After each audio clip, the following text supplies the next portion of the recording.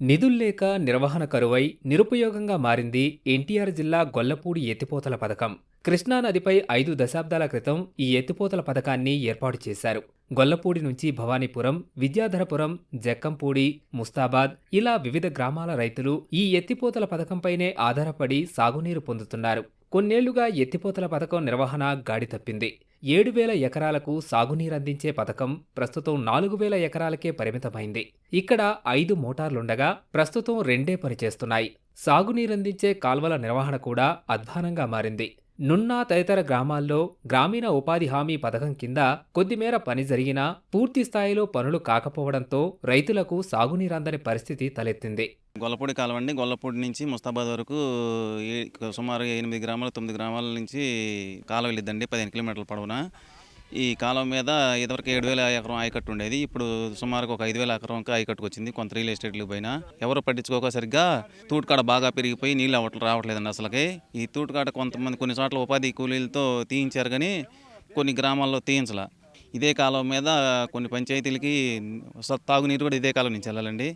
తాగునీరుకు కూడా ఇబ్బందిగా ఉంది మాకు. ఇప్పుడు ఐడీసీ డిపార్ట్మెంట్ ఉంది. డిపార్ట్మెంట్ ద్వారా మోటార్లు మేజర్ రిపేర్లల్లా వాళ్ళే చేస్తారు. మైనర్ రిపేర్లు తప్పనిసరి కాబట్టి 1 డేలో అయిపోయేటిని కొంతవరకు రైతులే చేసుకునే వాళ్ళం. ఇంతకుముందు మేమే చేయించుకున్నాం. పెద్ద పెద్ద రిపేర్లు మోటార్లు పెద్ద వైండింగ్ కాలిన అలాంటి వాటికి వాళ్ళు వచ్చేవాళ్ళు.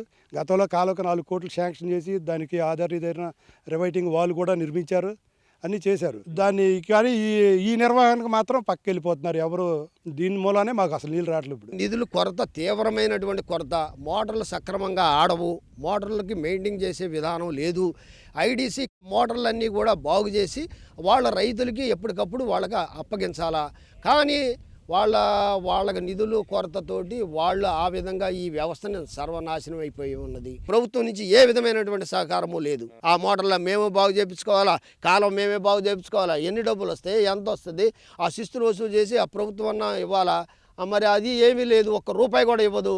గొల్లపూడి నుంచి ముస్తాబాద్ వరకు సాగునీరందించాల్సి ఉండగా కాల్వల్లో గుర్రపుడెక్క, తూటికాడ పెరిగిపోయి సాగునీరు చివరి వరకు పారని పరిస్థితి తలెత్తింది. కాల్వ పరిస్థితిపై గతంలో అధికారుల దృష్టికి తీసుకువెళ్లినప్పటికీ ఫలితం లేకపోయిందని రైతులు చెబుతున్నారు. నీళ్లు వస్తాయనే గొల్లపూడి పంపు స్కీమ్ కాలువ వచ్చింది, నీళ్లు వస్తాయనే మేము మాగాళ్ళు వేసుకున్నాం. ఇటు చూస్తేనే మాగాళ్ళన్నీ ఎండిపోతాయి. మరి రక్షించుకోవటం అంటే ఇప్పుడు అధికారులు కొంత సహకరిస్తే మాకు ఆ పంపు స్కీమ్ మోటార్లు అవన్నీ ఏదన్నా లైన్లోకి వస్తే కొద్దిగా నీళ్ళు వస్తే మేము పెట్టుకుంటే రైతులు ఇబ్బంది పడకుండా ఉంటారు. ఇప్పుడు 10-15 ఏళ్ళు ఖర్చు పెట్టుకున్నారు ఎకరానికి.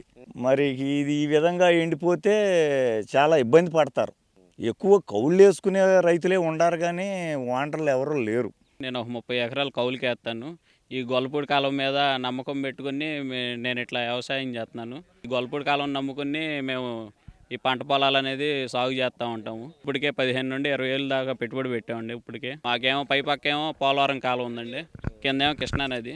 రెండింటి మధ్యలో ఉండి కూడా నీళ్లు సక్రమంగా అందట్లేదు. ఈ వర్షాధారం మీద ఏదో కొంచెం పంట అయితే వేసుకున్నామండి. వేసుకుంటే ఏదైనా గవర్నమెంట్ స్పందించింది, కొత్త గవర్నమెంట్ వచ్చింది కదా, ఏదైనా కదా తీసేసి వేస్తారనుకున్నాము. వాళ్ళు కూడా ఎవరు అధికారులు ఎవరు పట్టించుకోవట్లేదు. వాళ్ళు అన్నారేంటంటే మీ తెప్పలు మీరు పడినా రైతులకు వదిలేశారు వాళ్ళు 4 సంవత్సరాలు బట్టి. ఏదో రైతులు మేము మా పని మేము చేసుకుంటాం, కొంచెం డబ్బులు అమౌంట్ కోసుకుని ఒక మనిషిని పెట్టుకుని కాలం అయితే కొంచెం సాగు చేసుకుంటున్నాం. ఇంకా తర్వాత ఎవరు వంటలా రైతు ఎవరు పనాలకు సరిపోయింది కదా. చేలో ఎవరు వచ్చి రైతు రోజు నీళ్ళు తీసుకొస్తారో ఏ ఊరులో ఆ ఊరు ఎక్కడక్కడ సరిపోతుంది. ఎవరు పట్టించుకోవట్లా. ఈ అధికారులు లేరు. అందరూ కౌలు రైతులు. ఏదైనా వస్తే 10 రూపాయలు తినేవాళ్ళు. పెట్టుకునేంత శక్తి ఎవరికి లేదు. మరి ఏదైనా పండితేనే ఒక ఆధారం. పండిపోయినానికి చాలా ఇబ్బంది పడిపోతాం. ఈ ఎత్తిపోతల పథకం కింద చిన్న సన్నకారు రైతులు, కౌలు రైతులే అధికంగా ఉన్నారు. ఈ నేపథ్యంలో అధికారులు స్పందించి నీటి సరఫరా జరిగేలా చర్యలు చేపట్టాలని రైతులు కోరుతున్నారు. ఒకప్పుడు ఏడాదికి 2 సార్లు సాగునీరు అందే గొల్లపూడి ఎత్తిపోతల పథకం ఇప్పుడు ఒట్టిపోయింది. కాల నిర్వహణ కూడా అయోమయంగా మారింది. అటు ఏపీఐడిసి అధికారులు పట్టించుకోకపోవడం మూలంగా 5 మోటార్లకి కేవలం 2 మాత్రమే పనిచేస్తున్నాయి, మిగతా 3 కూడా పనిచేయడం లేదు. అలాగే కాలం నిర్వహణ కూడా అధ్వానంగా తయారైంది. ఈ గుర్రపడెక్కగా తూటుకాడ పెరిగిపోయి శివారు ప్రాంతాలకు ముస్తాబాద్ వరకు నీరందే పరిస్థితి లేదు. దీంతో ఈ పంటలు వేసుకున్న రైతులు, కౌలు రైతులు అయితే పరిస్థితి అగమ్యగోచరంగా తయారైంది. ఓవైపు పంటలు ఎండిపోయిన పరిస్థితిని చూసి వీరంతా కూడా ఆవేదన చెందుతున్నారు. ఎప్పటికైనా ఏపీఐడిఎస్ అధికారులు కలగజేసుకొని ఆ మోటార్లు బాగు చేసి కాల నిర్వహణ బాగు చేస్తే తమకు సాగునీరు అందే అవకాశం ఉందని రైతులంతా వేడుకుంటున్నారు. నున్న నుంచి కెమెరామెన్ నాగేంద్రతో సూర్య, ఈటీవీ న్యూస్, విజయవాడ.